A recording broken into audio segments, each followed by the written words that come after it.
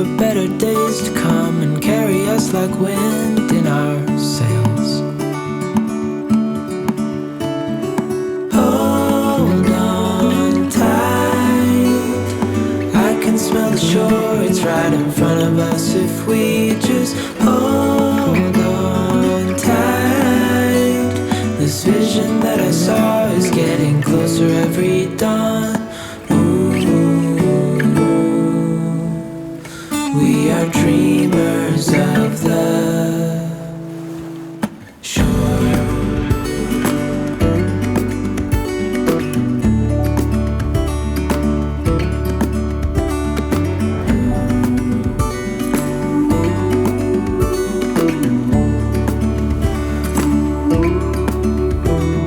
7 years now on this boat, and we all know where we belong. Just wait. For our home to show on the horizon, soon we'll be there. Hold on tight, I can smell the shore, it's right in front of us if we just hold on tight. This vision that I saw is getting closer every dawn. We are dreamers of the shore when we can't read the sky. We just sail with the wind that we've got. Hi everyone, you're all very welcome to episode 23 of the Fraoch podcast. My name is Áine and I'm thrilled to be back with you today after 3 months of not podcasting. So thank you for all your patience, and thank you so much for everybody who has still continued to make contributions on Ko-fi. It's really, really appreciated, and it really encourages me to find the time eventually to come back and podcast. So I'm coming to you from the west of Ireland, and the name of my podcast, Fraoch comes from the Irish word for heather, which is Fraoch. And I live very near the side of a mountain, practically on the mountain, and so we have a lot of heather, beautiful at this time of the year, really, really beautiful, gorgeous sort of purpley colour. And yeah, this is where I live. I love the place, I love being on the west coast, and the word Fraoch I also love. I love the Irish language, and I try to incorporate a little bit of Irish culture into every episode. So it's basically a knitting podcast, although this time around I'm going to be talking to you a little bit about some sewing that I've been doing. So anyway, sit back and relax. I'm feeling a little bit like this is something I've never done in my life before, because it's been 3 months since I've done it. So anyway, sit back and relax. I've got my coffee here with me. It's a dull day here, but warm. It's been a really, really rotten summer in Ireland. I think even the UK did a lot better than we did in terms of nice warm weather and sunshine. And I know there are parts of the world that have had too much heat, but I have to say I would have been glad of a little bit of it, because it's just been awful here. It's been really, really wet and cold and windy. Actually, we've had a really windy summer, so it's been very like what would normally have been, you know, a couple 10 years ago or 15 years ago would have been like an autumn day. It was like autumn all through summer, and we're having a little bit of an Indian summer at the moment, so it's a bit warmer, but still nice to have a cup of coffee. So grab yourself something to drink and sit back and relax. I absolutely can't wait to tell you about what I've been up to and what I have been knitting and what I've been sewing and what my future plans are. And just I suppose by way of a little bit of explanation to why I haven't been around for 3 months. The main reason is that I had a huge amount of work done to my house. So I had builders in and they took the roof off, and so there was a lot of disruption. I could barely keep up with my own work, let alone sit down and do a podcast. And I've also been away for a lot of August. I was away just on holidays with my family, and on the river, in the River Shannon. It was fabulous. If it was, even if it was cold and windy and rainy, we still had a good time. And I've been to West Cork, and I've been to County Clare, to the Burren again. So done a lot in August of being away. So between July, where my house was torn apart, and August being away, I really haven't had a moment. Thankfully this year I'm not studying anymore. I was doing a course last year for work, a CPD, and that's finished, so I am hopefully going to be a little bit freer, even though I have a lot of backlog from the summer of not actually managing to get much work done. But having said that, I'm really excited to launch into a load of crafty stuff this autumn and for the next hopefully 12 months. Oh, the other thing is, I forgot to say to you, I was remembering that actually my podiversary passed in June, I think it was July. The beginning of July was my second year of anniversary of podcasting. So so I missed it, but anyway, we can celebrate it today. And it's just incredible to think that I've been doing this for 2 years. I really love it. I miss it when I'm not doing it, and it's a great way as well for me to connect with all of you guys out there, you amazing crafty people, knitting people, and now sewing people. And yeah, being in the podcast world is just so much fun. And I know it brings something to a lot of you. You definitely, I've got such lovely feedback from a lot of you out there. And it also is fantastic. My dad loves it. My dad is 89 and he loves watching this podcast. My sister, who lives close to him and sees him a lot, will often say, will we put on Áine and on the TV? So I get put on at home, at my old home, my parents' home, and my dad absolutely loves it. He doesn't watch the knitting section. I think I've said this before. He has no interest in knitting, but he's very, very interested in Irish culture, and I think that's where I got my love of looking into the history and the significance of our culture. So yeah, that's another reason to do it, because my sister Neve has been saying we need more podcasts, Sonia, because Dad is running out if he's looking back over the old ones. So anyway, that's all of those reasons are a huge motivator for me to sit in front of the camera and to talk about something that I absolutely love.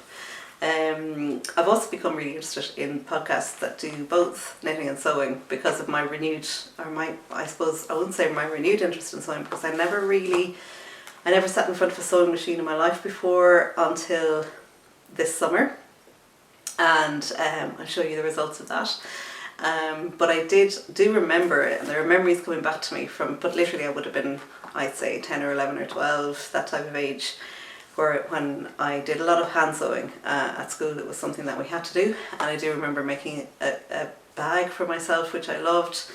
At home, that wasn't connected with school. We made a cushion cover at school, which I hated. So, but we learned to sew, hand sew. But learning to use a machine is just a revelation to me. I can't believe it. It's just so much fun, and opens up so many possibilities in terms of making stuff to wear. And I really am, just delighted that I have a whole other world of crafting opened up to me now. So thank you to my other sister Aoife, who gave me the machine, and it landed into the house here about 4 years ago, but actually hadn't been touched until finally. And the reason, you can see it, what I'm wearing, I had to sew the zip into this absolutely incredibly gorgeous cardigan that I finally finished and completed after this. So this was one of the first things that I showed on my first podcast. And at that stage, it was July 2022, and I had knit a good bit of it actually, and a good bit of the body of the cardigan. So this is a design by Ankestrick, and it's called Decision, and it is my first cardigan, I think. No, it's not my first cardigan, but it's my first cabled cardigan, all over cabled. So it was knit on a 3mm needle using a De Rerum Natura Ulysse in the colourway Arable, and held together with a silk mohair It was Ito Sensai. It was and I think, what was it called? Gold Oak was the name of the colour, and those are the yarns that were actually recommended on the pattern by Ancastrick. And so it was a real investment in terms of that. Ito Sensai is expensive, and it was my first time really, I think, to hold silk mohair double with the wool, 100% wool yarn. And it was a 3mm needle, so it took a long time to knit. I enjoyed every minute of knitting it though. I really love knitting cables. They're slow, but they're so satisfying to knit. And this wool has really brought out the plumpness of the cables, and it's for me also one of the incredible sort of real successes of this, that it actually fits me. After a real disappointment in January with my Ewan sweater, which just never worked, and I've realised actually that partly the reason is that it is when I knit with larger wool, if my gauge loosens up as I knit, which I know it does now, and there's even one stitch in the difference, it makes a huge difference with a big gauge, but with a smaller gauge, there's a lot of leeway in terms of going looser with your knitting and your stitches, stitch numbers changing, and it just doesn't have such a big impact at the end of the day. So I think it really pays to knit with a smaller gauge. It depends on what you're looking for, but I've certainly learned that for me that it's easier to knit with 3mm needles and to produce a tighter gauge. I can't remember the exact gauge of this, but it was a small gauge, or rather a large number of stitches within the 10 centimetres of the 4-inch. So, and my gauge swatch matched my finished garment, which it didn't earlier in the year with the Ewan sweater. I went from, I can't remember, 16 to 15 stitches per 4 inches in the Ewan sweater, and it was already too big. I probably picked too big a size.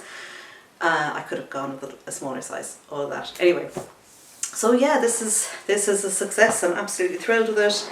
I sewed, this is my first attempt at sewing as well, so it's not actually perfect, and I nearly took it out again because the what are they called here, where the collar meets the body is at a different height, but you can't tell unless you zip the whole way up, and I just thought, oh, I'm just going to leave it. I had actually, it took me a long time to first of all baste the zip in and then to sew it, and it was my first time using the machine, and probably I should have done something else for a first time using the machine because I hadn't changed the needle, even though, thank you for all the advice from everybody.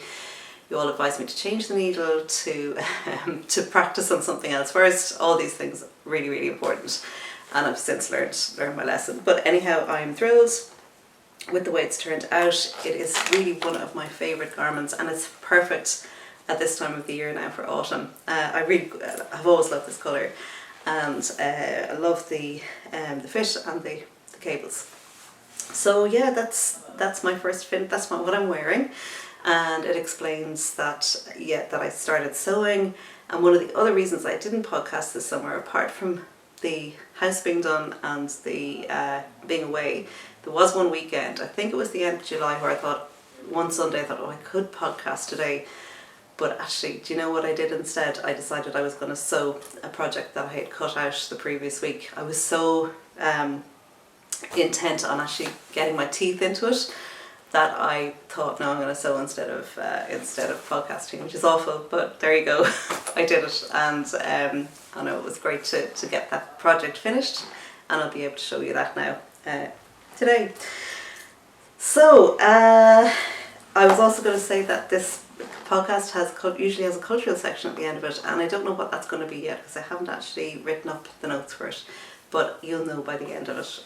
By the time I've published this, you'll know what that's going to be. I was thinking of including a little bit of Irish music, and that'll be a little surprise at the end if I do that. So, all right, where were we? So we're talking about the what I'm wearing. Just have to check the notes now to see what else I have to show you, because there's a load of stuff really.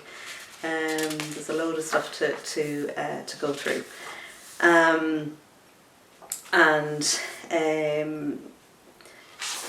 Yeah, is there anything else I wanted to say about this? No. Oh yes, so the other things I knit mostly were, I didn't do an awful lot of knitting, by the way. I mean, most of my time was spent, either a lot of working, a lot of being away, and in the middle of that sewing. Sewing sort of took precedence over the summer months, and I think in a way sewing sort of suits the summer months, because the knitting mojo definitely drops during the summertime. All of a sudden last week I just got so motivated to start knitting again, and I think I've heard from a lot of people it's the same, and it's not even to do with heat, because it was not hot here, it was freezing cold, it was like winter, so I don't know, there's definitely a different energy during the summer, and knitting doesn't really suit it, so I suppose I used the opportunity to try and finish off projects that were nearly finished and just needed something to be done to them, like this zip to be put in. And I did a few other little bits like that. So anyway, what I did knit though, and what I found was great during the summer, were 2 pairs of socks. So I knit this. I should actually have these on my sock blockers. I forgot to put them on.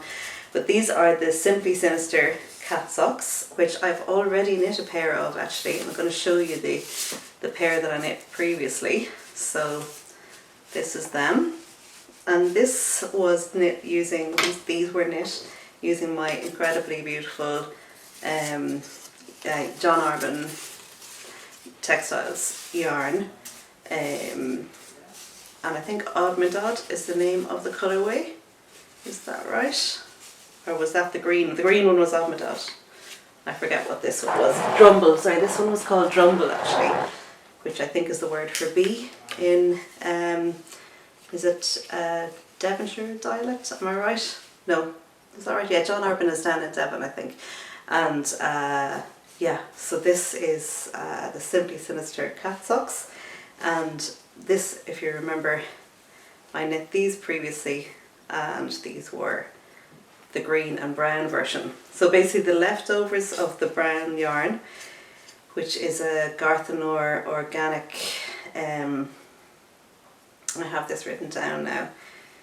I bought these yarns when I was in Wales the previous summer, last summer, and they're just so beautiful. They're just pure wool, just a stunning texture, stunning colour. The remains of the Garthenor Snowdonia sock in the brown was what I used for the heels and the toes and the cuffs, except that I also ran out of that. There was only a tiny bit left, because these are only 50 gram skeins, so they are, there's not a lot, but there's enough to knit. Out of 150 grams I got the socks, and then the bodies of the socks, and then I used leftovers of the lovely Garthenor for the tops, and heels and the toes then were knit from my yarn advent from Stamatia in the Netherlands, and that was great to be able to pull that out of there. And my other pair of socks then, I'll keep these here, my other pair of socks was knit with the yarn from that advent, or with I think a good portion of it, and these are those finished objects. These are absolutely gorgeous and so warm and comfortable to wear. They're not finished, as you can see. There's threads hanging out all over the place, which I have to weave in the ends of, but I'll do that eventually. And this is my fabulous yarn advent stripy socks. So these are just vanilla socks, and because some of these yarns were different, they were different weights, I altered the number of stitches as I was going along. So particularly I think the navy blue, which is a Noro yarn, I think that was heavier, and I had to adjust, to diminish or reduce the number of stitches as I was doing that stripe, and then increase again for the next row. So that is my gorgeous, as you can see, there's stuff hanging out of them because I've been wearing them, and these are my fabulous Advent 2023 stripy socks. So yeah, I'm really happy with those. So that was one thing I did do over the summer, is knit those 2 pairs of socks, and I'm really pleased with them, and I think sock knitting definitely lends itself to the summertime. Yeah, so that's that. The pattern for the cat socks, I should tell you who that's by. It's by Marna Gilligan, and I think I used 2.5mm needles for these and 72 stitches, but anyway, I suppose you just have to adjust your needle size according to your own gauge and what you're getting. So that's those. And then the half and half triangle strap is another finished object, I think. I don't think I was finished this the last time. I'll show it to you again anyway. As you can see, I still haven't woven in the ends, so this again is another one that needs to be slightly finished. But that's it. It's got, I'm going to put it on so you can see how fabulous this is. So really, really stunning, gorgeous piece.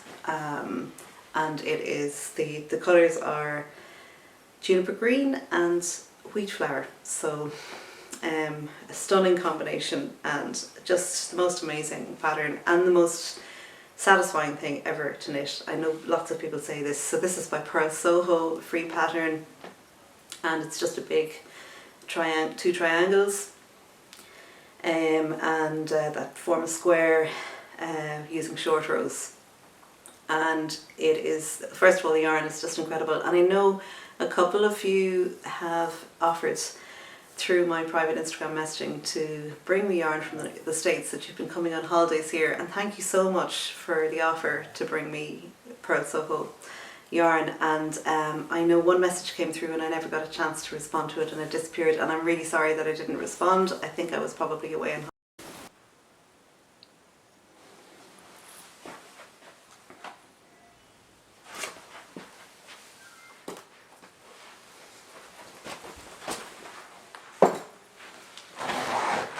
Hi everyone, so I'm back again. I was just finishing up saying in the last section that I just want to say thank you so much to all of those people who offered to bring yarn with them coming from the States, particularly the Pearl Soho linen quill.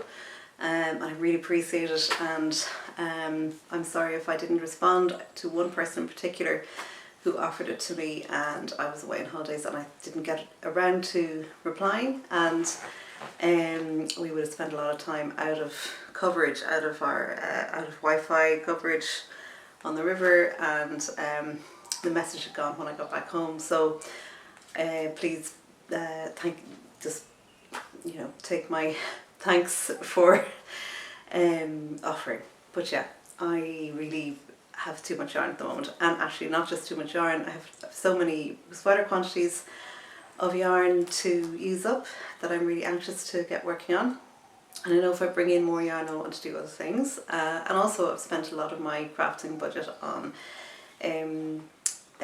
sewing this year, this summer particularly, so I'm just trying to cut back a little bit on the spending. Which brings me to the the finished object. So I've done a few finished objects in knitting, and now I'm doing a finished object in sewing. And this is the first thing that I have actually ever sewn, first garment that I've ever sewn. I'm so proud of it and so delighted to show it to you. This is it here. It's called the Studio Tunic, and it is by So Liberated, is the name of the pattern designer. And it is as you can see, a sort of just above the knee tunic with huge big pockets. As you can see, I've been wearing it a lot, so it's quite creased from the wear. It's got a lovely scoop neck at the front, and at the back it's got this gorgeous detail of a little hanger and a pleat. And I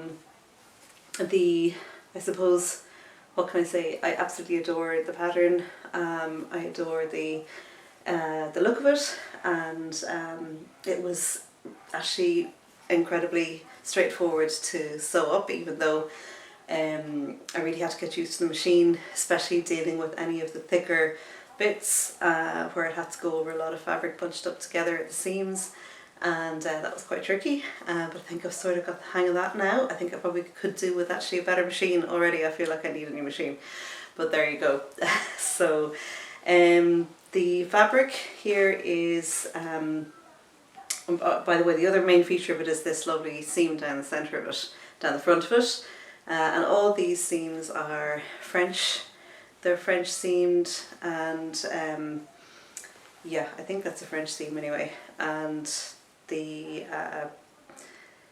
there's interfacing in the lining of the openings for the arms and the neck to give it structure. And I actually think my interfacing is too thick. It's too heavy, but that's another learning thing. So I just need to see. It's very difficult for me to get hold of materials because there's no fabric shop in the town that I live in, but there's one an hour away, which is great to know about. But I just have to know exactly what I need. I have sent away for a few things there, but it's the cost of shipping, and that is still adds to the cost every time. So I try and make a list of things and go there and pick up whatever I need. So that is my first finished sewing object. The fabric I got in Vibes and Scribes in Cork. They do yarn and they do sewing fabric, and they this was a relatively inexpensive. I did a toile, by the way, or a mock-up first of all, just in a muslin, very cheap. I think it was €5 or €4 a metre or something, just to test it out, which is really useful because I made a mistake with the pleating on that first. It was a really good way of testing, practicing seams and techniques that were completely new to me. And yeah, so the fabric is a linen mix. It's a linen rami mix, so linen and nettle fibre mix, and it was reasonably inexpensive at €15 a metre, and I think I bought 3 metres of it, and for this I think I used about 2 metres and maybe a little bit more, and but I probably have enough left over to make another small garment, like a top or something. So yeah, that's my first foray into sewing. So I'm absolutely thrilled with it, and I wear a little sort of a green t-shirt underneath it that goes really well with it, and I wear it over my sort of yoga pants, and yeah, that's it. I'm really, really happy with that. So delighted to have started sewing. So after that, I wanted to venture into spending a little bit more money on fabric, and this shop that I was telling you about that's near me is called Quilt Stitch Yarn, and it's based in Tuam, a town called Tuam in County Galway, which is just beside County Mayo, so it's about an hour away from me. So I bought this linen there, and this is actually Irish linen, 100% Irish linen. So you could imagine that the cost of this was greater than the linen that I got in the mix that I got in Cork. And this one is a linen from a place called Emblem Weavers, and they're based in County Waterford. And this fabric was €38 a metre, so it's like more than twice the price of the yellow fabric that I got here. But I just thought I really wanted to try out a proper linen, 100% linen, and that it's an Irish made fabric, and Ireland is famous for its linen industry, and it's also, I mean, it's more expensive because it is a better product. It'll last. It gets softer and softer as you wash it. Apparently, linen. I mean, I know from my own experience. My mum's, she has table linen that was given to her at her wedding, and that is still there. Like, it's still in the house. My mum very sadly passed away in 2022, and actually, we used the linen tablecloth for that she had been given at her wedding as to cover the table that we had her coffin in our house. So she came home. We waked her at home for about 3 days, and yeah, so that linen tablecloth has gotten more and more beautiful. In the how many years was she married? She must have been married 60 years, I think. Is that right? She was married at about 25, and she was 84 when she died. She was 60 years married, and so that tablecloth is still with us, and it's a memory of my mum and all of her incredible cooking and meals that she did for her. She's an amazing cook, and I mean, we ate so well. She was so adventurous. She did cooking from all over the world, and just was such a passion of hers. She was also a great sewist and a knitter, but mainly sewing about cooking really first and foremost, but she sewed an awful lot as well. And it's funny because when I started to sew, even though I had never sat in front of a machine before, all of the sounds that I was hearing and everything that I was doing, I was remembering, it was all in my memory from watching my mum and from listening to her cutting the fabric, you know, the whir of the machine, the cut of the fabric, the sound of the chalk even on the fabric for, you know, marking out. And it was such a lovely thing. It's an amazing thing to be able to continue on. Such an incredible craft. That was in our blood. I think it's in our family's blood, definitely. So the linen, there are lots of associations with Irish linen and my mum and this beautiful material. So I'm just going to show you. It's really difficult to get a picture of it actually, but I've cut out another studio tunic in this beautiful linen. This actually looks more like a navy when in reality I don't know how it's coming across on the camera, but it's a mix of navy and white sort of interwoven threads, and it is absolutely stunning. Hard to picture it until it's sewn up in a garment, but that's it. That's my next project, and I'm so looking forward to. It'll take me probably a weekend to sit down and sew that up. But once I've done it once before, it shouldn't be too difficult. And actually, an awful lot of time is taken up cutting out the pattern. And actually, so I had originally printed out. This is patterned by Sew Liberated. So I got the.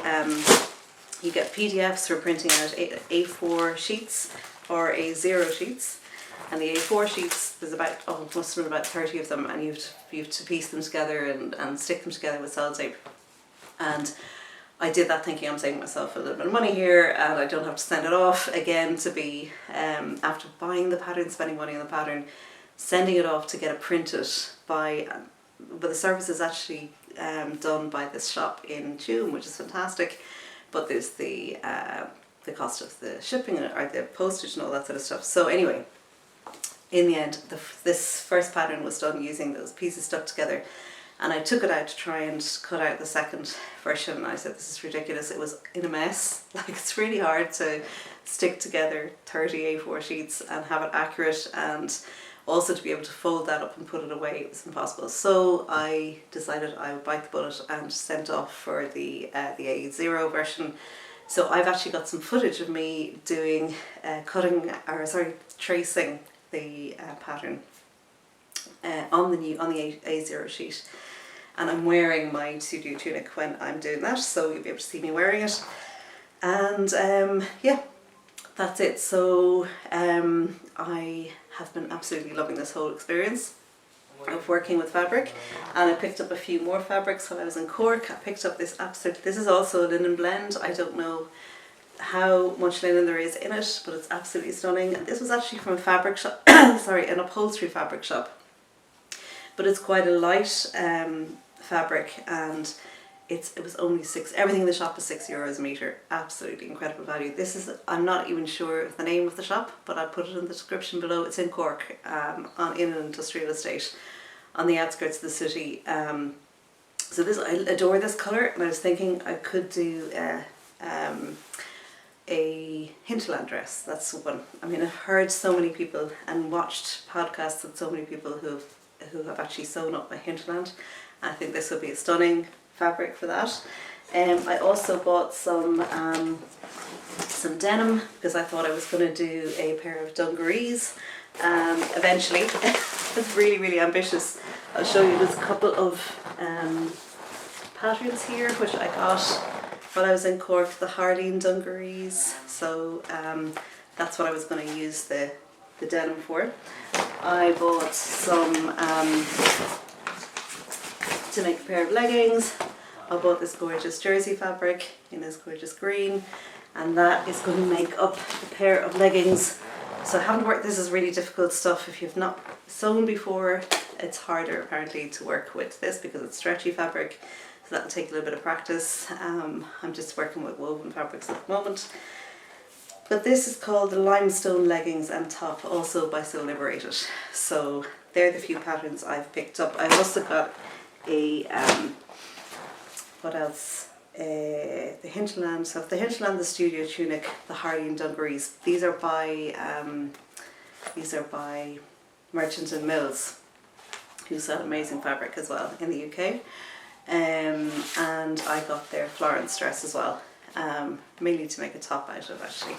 And I've got the Merchant and Mills swing top pattern. So they're all my patterns so far that I've invested in. And I also picked up this gorgeous Merchant and Mills sewing book with a whole load of really simple patterns at the back of it for beginners. And this is probably my favourite one, the flight bag. I'd really love to give that one a go. It's made using oilskin, and I haven't seen that available anywhere, but I'm sure I can get it online. Yeah, there's just so many beautiful little simple patterns for beginning with. For beginning, some gorgeous cushion covers, not cushion covers, pillowcases. And it's just the fabrics that they're made up in that make them look incredible. Like linen has become one of my all-time favourite. Have I a better photograph? There's a really cool photograph of the pillowcases with the lovely ties on them. I'm really looking forward to doing that. And I have some, I'm thinking of reupholstering my chairs in the kitchen eventually. So there's so many things that I really want to do, and just the amazing thing of having a sewing machine and being able to use it is really, really lovely, and continuing on my mum's memory as well of her incredible sewing that she did. She sewed. We moved into our house that my parents built actually in 78, and I remember my mum sewing all of the curtains for the house and all of the duvet covers, and she sewed clothes for us, and she do my sister's wedding dress, or at least my aunt was an incredible sewist as well. She was my mum's closest sister, and they did the wedding dresses for my sister and my cousin, who got married in the same year in 1991, I think it was, or 1990. And yeah, so there was sewing all the time in our house. The sewing machine was constantly going, and eventually my mum stopped making clothes to wear because it didn't make sense anymore. But now I think it does again. I think that we really need to get back to making our own clothes and doing something to at least reduce the impact of clothes buying on the environment and the exploitation of people who work incredibly hard. Once you make a garment sitting at a sewing machine, you just realise this is what has to be done. The level of work that goes into every single garment that we buy off the shelves, and it's just incredible. We've no idea. And even to just the whole notion of sitting down and realising that, I think is so important. It really brings it home how much we can't just get a computer to make a shirt or a dress.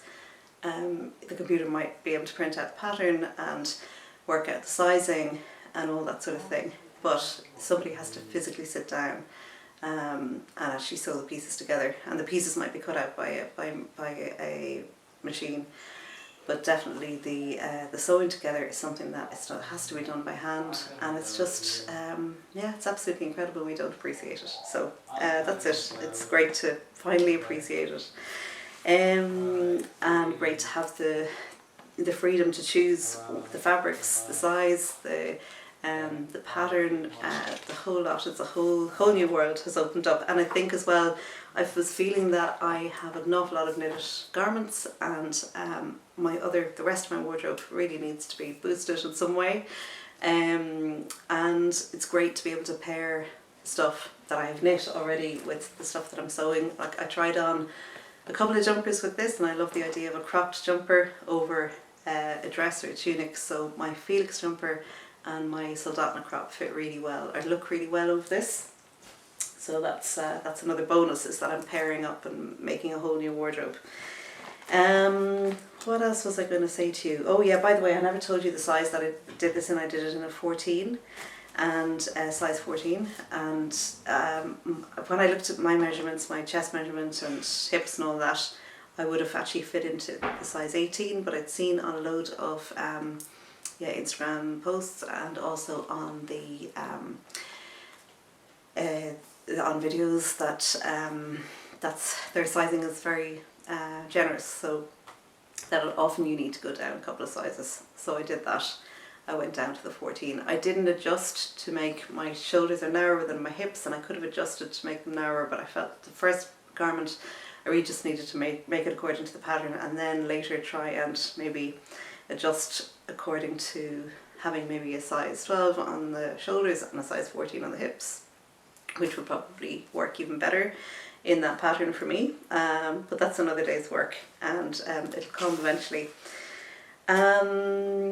Just a few things then on works in progress. So I in terms of knitting, I have still this work in progress that you are all familiar with that is almost there, and I'm actually finishing it off. I ran out of the yarn that I was using to pair the silk mohair that I was pairing with the navy.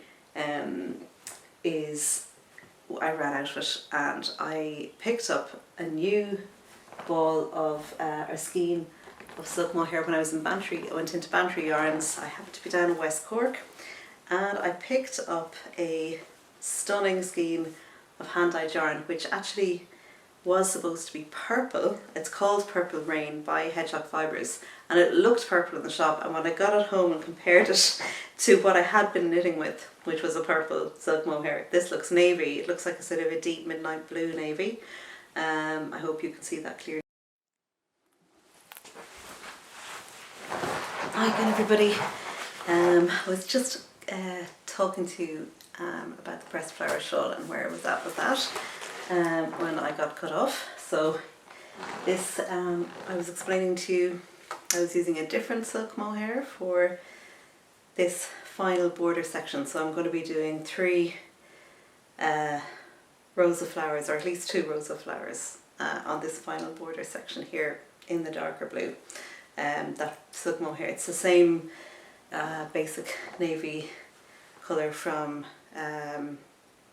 Ramagarn, and then it is this beautiful hand-dyed Hedgehog Fibres Purple Rain, REIGN, for that. And the flowers are being done in more sort of stash yarn that I have left over from that I purchased at Dublin last year at the Yarn Festival.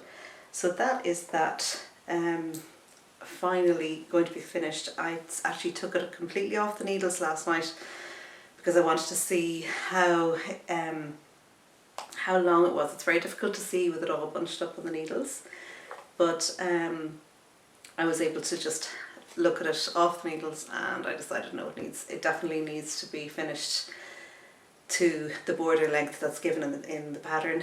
But I decided to do the same chart as for the main body because there's a density of flowers there and I don't have enough pink in the border that's in the pattern. So that's the decision there, and hopefully this takes so long, it just is as long as Christmas, and it's going to be, you know, when it's done I'll be actually really relieved.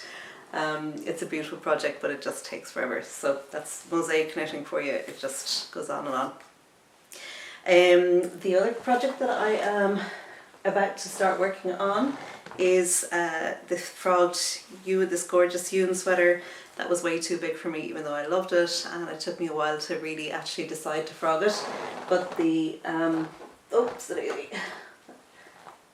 here's some of this, the Fraoch yarn. So this is fabulous Siri tug for 3-ply, and which is a really rustic yarn from the Faroe Islands, and it's paired with a silk mohair from Bichabouche, and that is going to be going into finally chosen a new pattern for that, which is exactly the same gauge as this is knit up in. So this worked out at being a 15 stitch gauge instead of 16 stitches, which made it way too big because I probably already had chosen a large size for the Ewan. But this is going to be the cardigan number 8 by My Favourite Things, and it is perfect stitch gauge for it, 15 stitches I'm getting 21 rows and I think it calls for 23, so I'll have to do maybe a little bit of adjusting on the row gauge.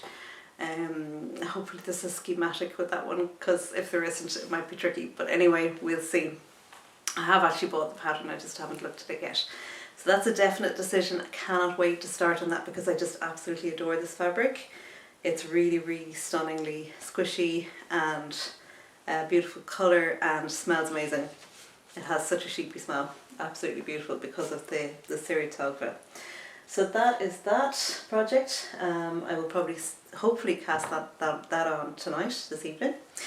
And then I suppose just a little bit about I'll put up a picture of the cardigan number 8, and what I love about that is the boxy shape, the big square pockets on the front, the lovely buttons, big buttons up the button band, which becomes a v-neck, and oversized, stunning, lovely ribbed hem, and I love everything about it. It's a gorgeous, gorgeous pattern, and I'm loving wearing cardigans at the moment.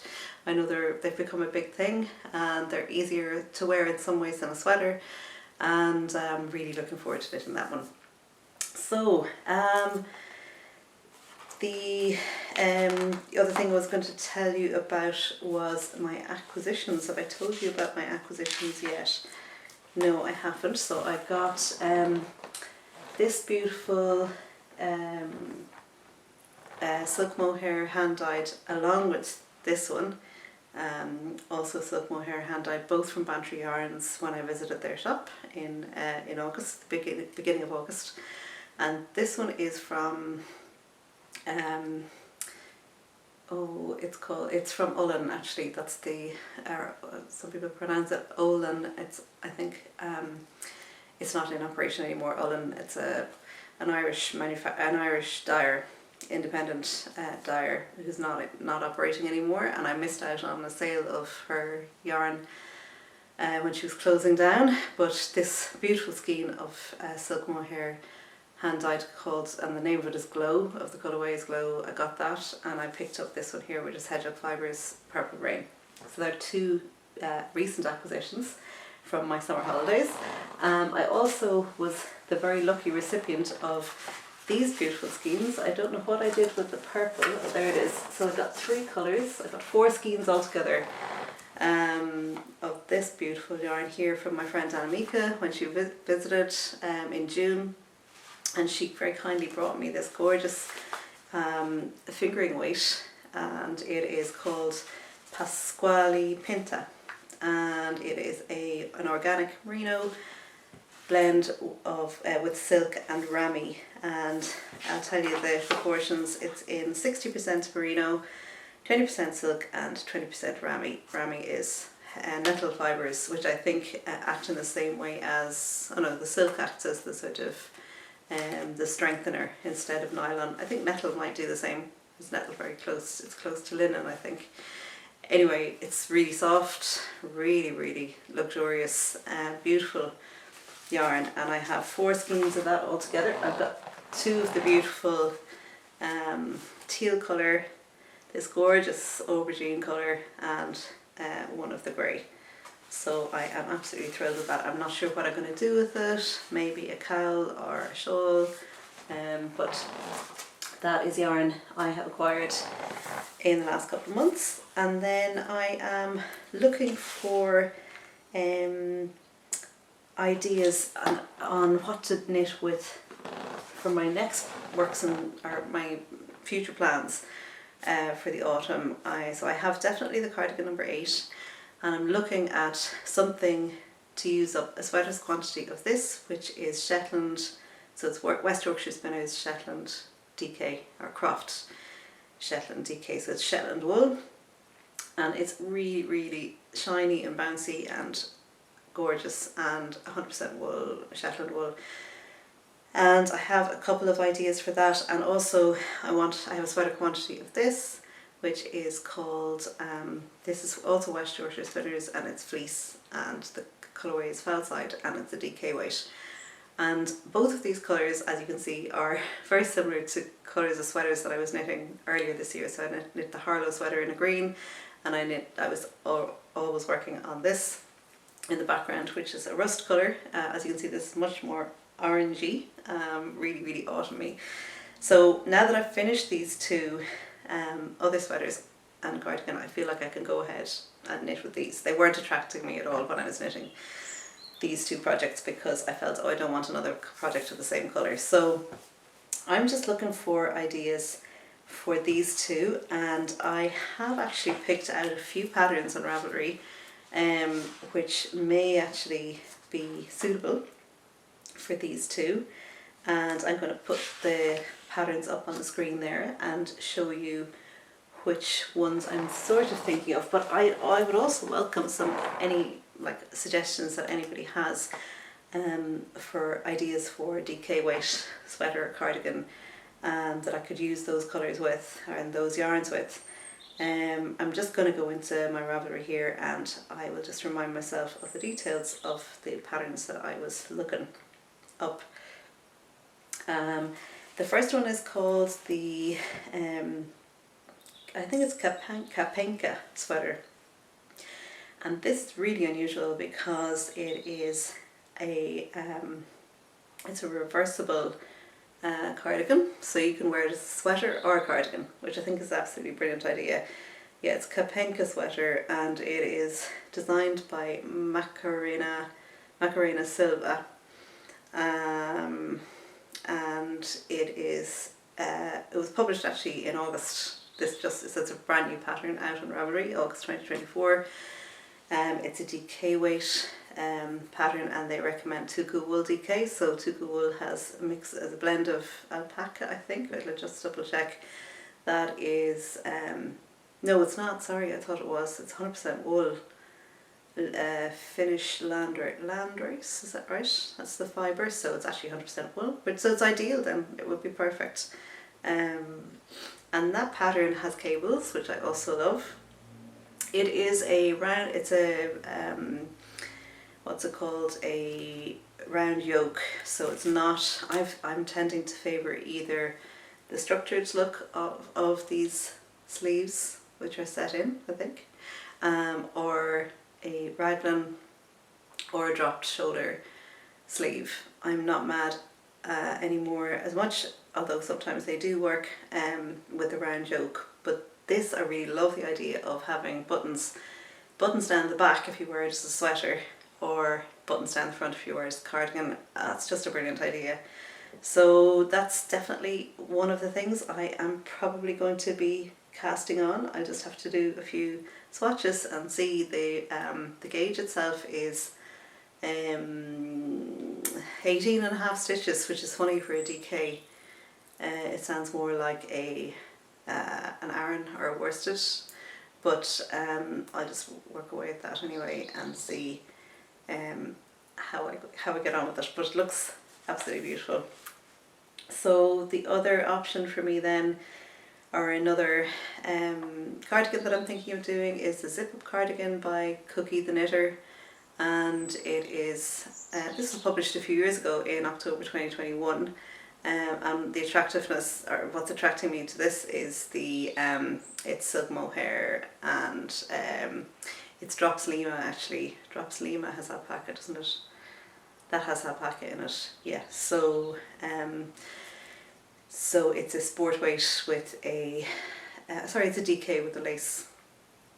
So I would have to buy a silk mohair to go with one of those. But I would think that would be lovely. So I'm thinking of this gorgeous rust colour for the pattern I just mentioned there, the Kapenka, and I'm thinking of this possibly now with the silk mohair, paired with silk mohair, for the zip-up cardigan by Cookie the Knitter. As I've already managed to put a zip in a cardigan, I think this is so gorgeous and comfortable. My son even said to me, "Mum, did you buy that? I thought you could," he knew I had knit it, but he says, "You could actually sell that. It looks like you bought it in a shop." So I was really thrilled with that. And he said, "Yeah, it looks amazing with the zipper in it." So I'm thinking I'd love to do another zipper now that I've cracked it, and maybe it'll be easier the next time. So I looked up a load of zipper patterns. I think this would work really well. I want something simple that's going to showcase this yarn because it's so stunning. Fleece, it's just a beautiful, I'm not sure what the fibres are in this actually. I should look them up and tell you what they are. I should know it, I forget. It's a beautiful, beautiful fibre, and is it telling me what it is? It's BFL, Blue Face Leicester. I knew there was something special about it. So Blue Face Leicester is just very soft. It's an amazingly soft yarn fibre, and yeah, I think that would be amazing in the zip-up cardigan, and that also has a lovely ribbed neck, which looks like it's a double knit. Very lovely pattern, that one. Cookie the Knitter. And is there another one? There's one more pattern I think that I was really interested in knitting, and I'm not sure whether I'd use those or a different one, a different yarn. But that is a pattern by Thea Coleman. I've actually done one of hers before for my niece. I knit the peated malt. Can't remember.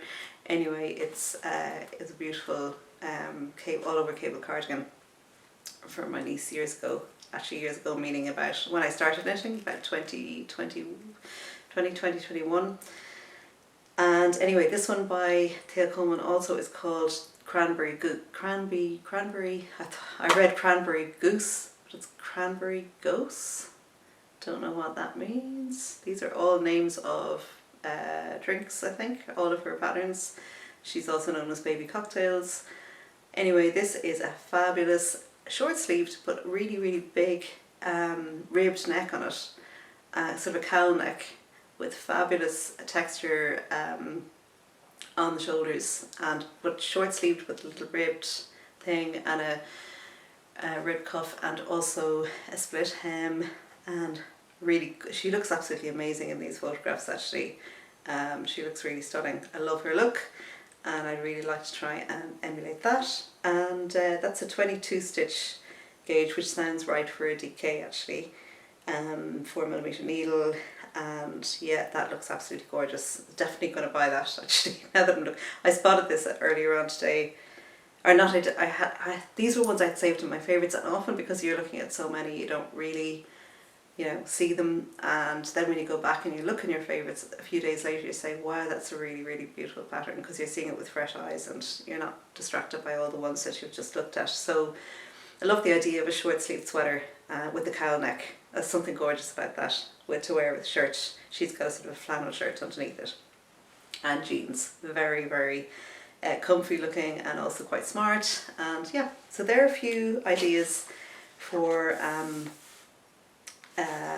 patterns that I'm really, really looking forward to maybe giving a go. At least they're possible future plans for me, and I do have the sweater quantities.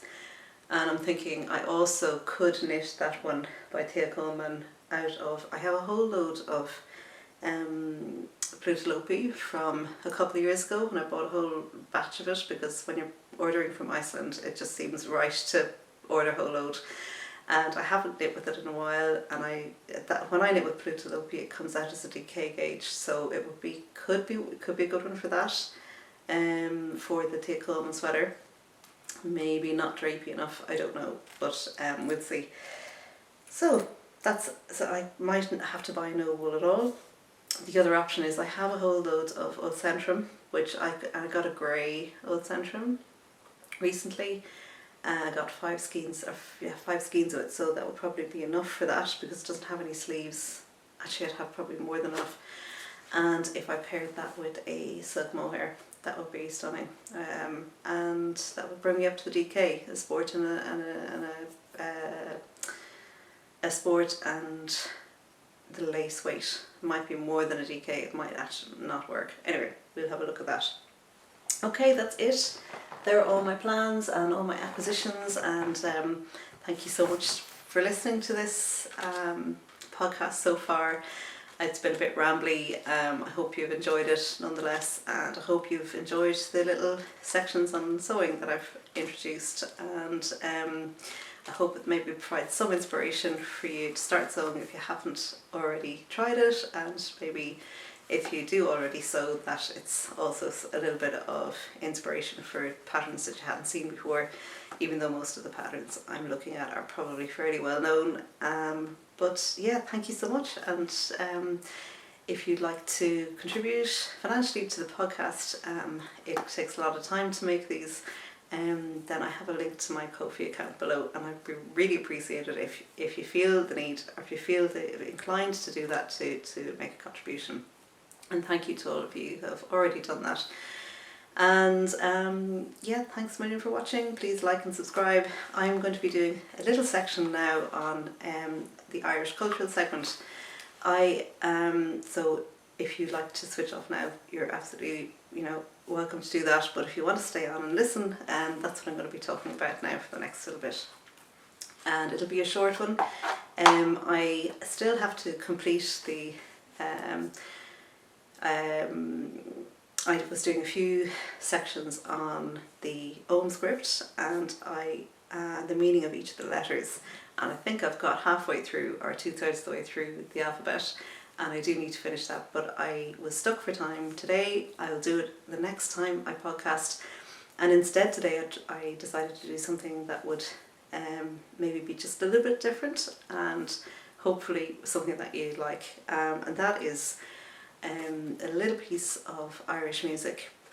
So I learned to play the Irish harp when I was about 15. I started to learn it, and I went to lessons for about maybe 3 or 4 years when I was a teenager, and then I have been playing it on and off ever since. But really I stopped playing when I had my son Ruben, and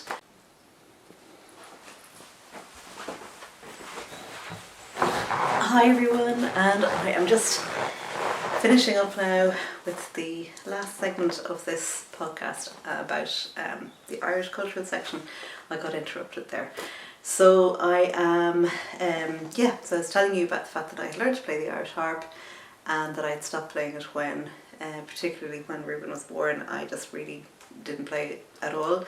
And partly not because because my life got busier, but also because we lived in a house which was very damp, and the strings on the harp kept breaking. They're made of gut, and if they expand and contract a lot continuously, they lose their elastic limit and they break, and they're expensive, and the whole harp, it costs a lot of money to restring the harp. So I had never really had the time or the inclination to restring it, and wondered would I ever play it again. And then last year I met this lovely musician and teacher in my son's school, and she said she was learning the Irish harp, and I offered her she had one but it was too big to fit in the boot of her car, so I offered mine to her but told her that it would need to be restrung. So she restrung it and she used it for a while, and then she gave it back to me, and it's amazing. I have a completely restrung harp, and I've been relearning the tunes that I'd forgotten, and it's been so lovely. I just love to have music in my life. I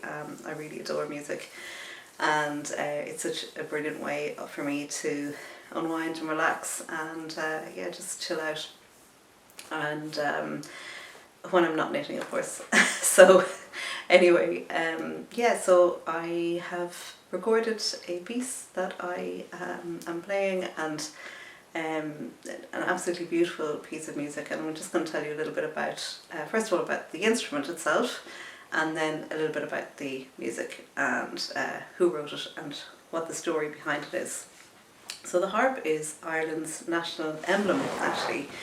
It's on everything. It's on all our official headed notepaper from government offices. It's on our coinage. It's been on our coinage since the 16th century, the middle of the 16th century was when it first appeared, and it used to be on our flag actually as well. We used to just have a complete, before independence, we had a complete, or at least for a certain period after independence also, we had a completely green flag with a harp in the middle of it, So the harp is very, very strong in our consciousness as our instrument, even though it originated, of course, in the Middle East about 3000 BC, so it is as old as the hills, the instrument in various different forms, but certainly it became very much part of medieval Ireland, and the type of instrument that was played then is very different to the harp that we play, the modern harp that we play now, and it would have been very close to the Scottish medieval harp, and they were made of the sound box was carved out of a solid block of wood, and that it had a really, really heavy neck on it. The neck is that curved piece at the top, and all of these two pieces had to be really strong because the harp was strung with wire strings, and it had a huge tension on it. The strings had a horrendous tension, and the strings were plucked with the fingernails, and this gave a bell-like sound. So it was a really magical sound. And I just want to read you a little bit about the magic of the sound of the harp, and just a few words that were written to the introduction to one of my the Irish harp book by Sheila Larche Cuthbert. So this was the first harp book that I ever had. It's full of beautiful tunes and a little bit about the history of the instrument. And the introduction to this was written by a person called Brendan Branagh in 1975, so it's a long time ago, but he writes that it is scarcely possible to exaggerate the esteem in which the harp was held in ancient Ireland, and it's associated with the very origins of music in our oldest myths and legends, and to it alone was attributed the three magical feats of music making, and these were the sewn, which turn all who hear it into the deepest slumber. So sewn is like a lullaby, or even more magical and more mystical than a lullaby, something really that throws people into the deepest sleep. And then there's the Jant, which made the company irresistibly merry, and then the gull, which plunged the audience into deepest sorrow. So these three types of music, so merry music, really, really deeply sad music, and sleep-inducing, were the magical qualities of the harp of ancient Ireland, and these were associated with this instrument alone. And the instrument and the performer were deemed worthy subjects of the art of the file, or the professional poet.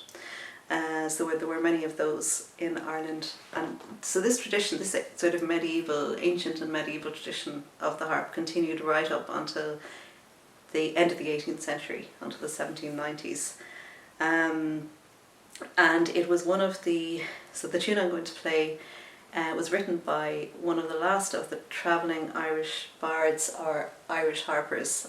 So there was a tradition of these the files, which are the poets or the bards, travelling around and being patronised by the owners of the great houses, who would have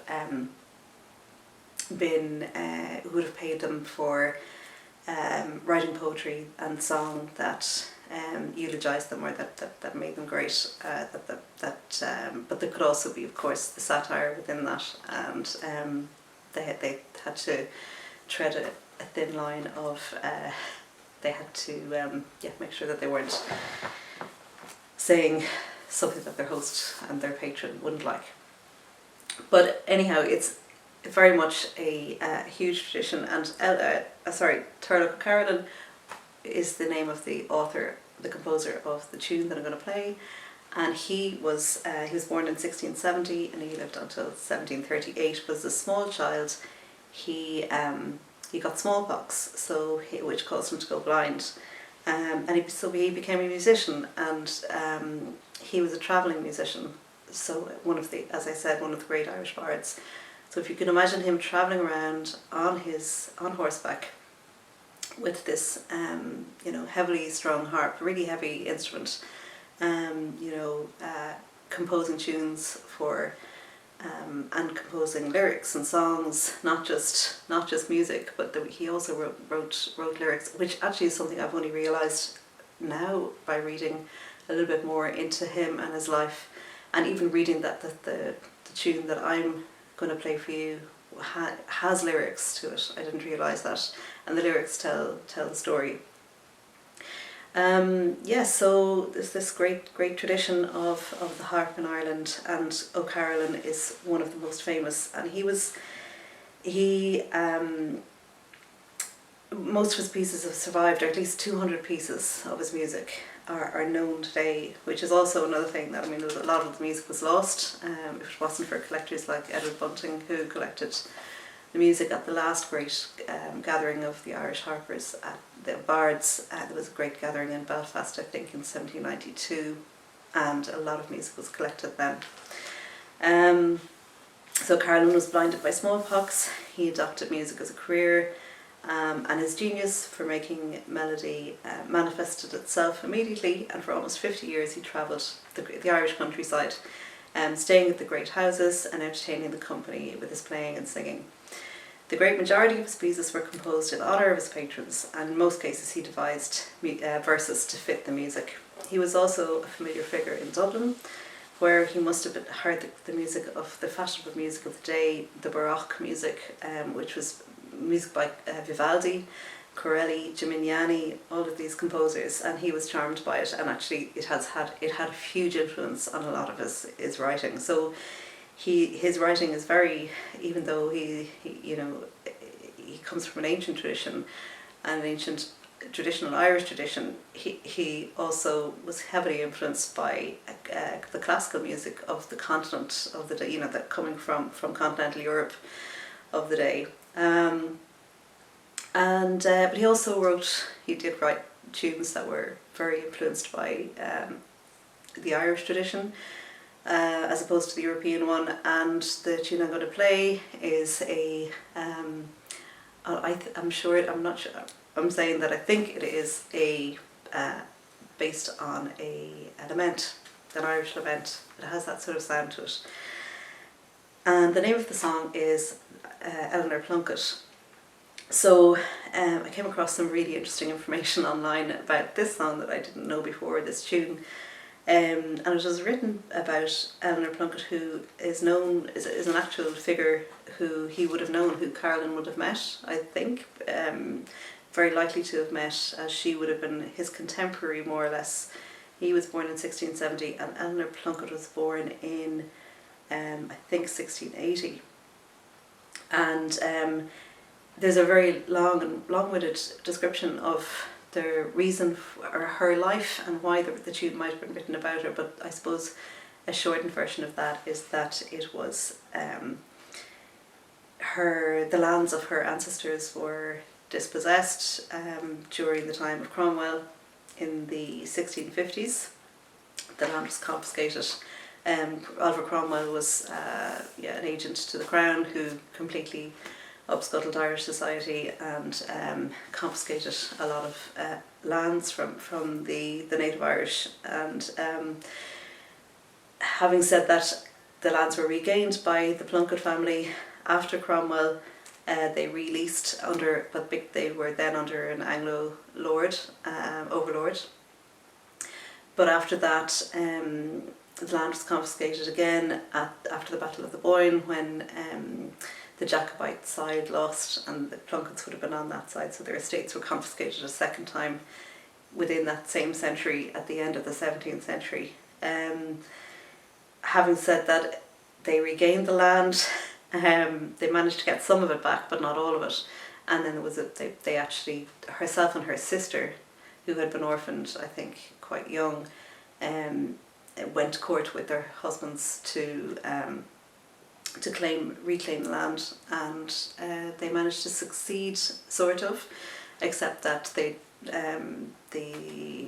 overlord, or the landlord, obstructed their every move in terms of actually manifesting the court decision, which said that they were the owners of the land, the rightful owners. So the song, it's unclear whether it's a lament for the loss of the land, or it's a lament for the ultimate loss of the legal case that they took. But it's so interesting just to read this history, that there was so much loss of Irish sovereignty of land certainly in the 17th century. It was a big upheaval, and this is O'Carolan writing a lament for Eleanor Plunkett and her family. This all took place in County Meath, by the way. That was where he was from, and this is where the lands were. They were in County Meath, in a place called Ardmagh, not Armagh, but Ardmagh. That's where the history of the tune comes from. So we're so lucky to have all of this information passed down to us, and it's just a reminder when you play this music that it's been around. So this piece of music has been around since at least the early 18th century, possibly the late 17th. So it's 300 years old or so, and it's still well known and still played by many people. And the harp, the instrument, has had a huge revival in Ireland even since I was learning it. There are gatherings now at Céide. There's a harp festival there. There's a harp festival in Achill, a harp school in Achill during the summer. There are harp schools everywhere, and it's become a really popular instrument, and there are many great players of it. My playing is very basic, so I'm just putting it out there as a warning, but anyhow, it's my interpretation of the tune, which is absolutely beautiful, and I hope you enjoy it. So that's it. Thank you so much for listening.